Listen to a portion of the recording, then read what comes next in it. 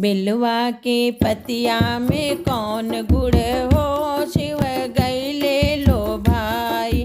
बिलवा के पतिया में कौन गुड़ हो, शिव गईले लो भाई।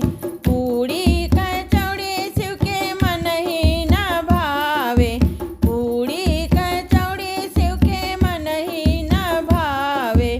भांग धतुरवा में कौन गुड़ हो, शिव गईले लो भाई। भांग धतुरवा में कौन गुड़ हो, शिव गईले लो भाई।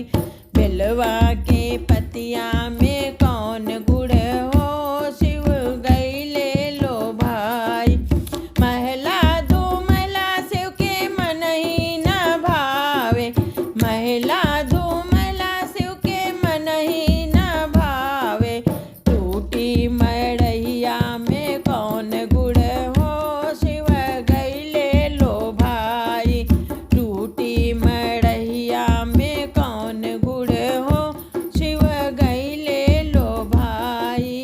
बिलवा के पतवा में क्या गुड़ हो, शिव गईले लो भाई।